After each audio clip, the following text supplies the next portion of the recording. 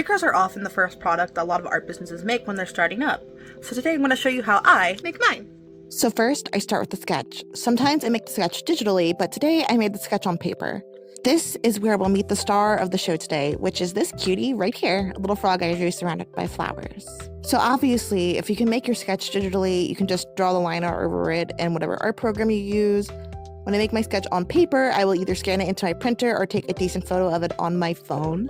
After I scan it in, I'll bring it into my drawing app. I use Clip Studio Paint, but literally any app will work. You could probably also just use Sketchbook. And after I bring it into Clip Studio Paint, I will start to make my line art and color. After I finish designing the piece, I will then export it without a background or with a transparent background and bring the image into Canva. So in Canva, I make a document the same size as the paper I'm using. For me, that is 8.5 by 11 inches. And I create a blank document, I bring in the sticker, and then I make a kind of printable sticker pattern where I'll size the image to my desired height and width, which for me is 3 by 3 inches. And I will also add a border to my images. You can do this by clicking Edit Image and then Shadow and then Outline. It's used in a lot of stickers sold on Etsy. It just gives you a little bit of space or a bit of buffer when you go to cutting. From here, you can adjust the color and thickness of your outline. You also do this by just going in your preferred drawing program from earlier and adding the outline there if you want something more unique or different. Since I don't manufacture my stickers or have my stickers outsourced by someone else, this is the point where I print out my stickers using my printer. I use Epson ecotank. It's lasted me a year and the ink is just amazing. I have printed out just a crap load of stuff, and this is how much my ink levels have gone down this year.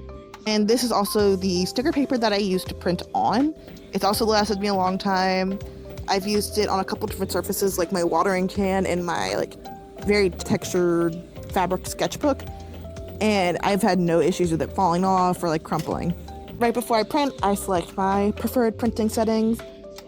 I think it's fine as long as you're making sure that your printer is printing on best quality, making sure your colors are nice and saturated. Just them until they look the way you want them to look. And just one more additional note, some printers use CMYK and some printers do best with RGB.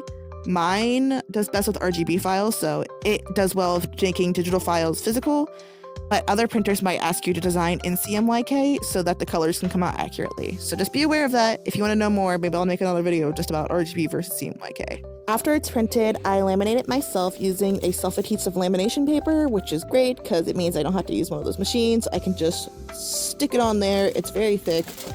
I also use it for my business cards.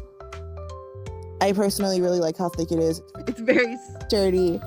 It's very widely applicable. And at this point, after it's laminated, I will cut the stickers out. I will either do this using if it's just a square, or I cut them by hand using scissors older than I am. And additionally, I just got a Cricut. Really used her yet since she needs a new power cord. But truthfully, if you're just starting out and you don't want to spend $200, $300 getting a Cricut, just your scissors will do the job. You'll get better at it over time. Don't let anything stop you from starting. And you're done. You've got a cute sticker, and if you want some of the materials that I use, they're all in the description, and if you use my links, I'll get a little commission. I hope this helps you on your small art business journey, and have a fantastic day. Bye!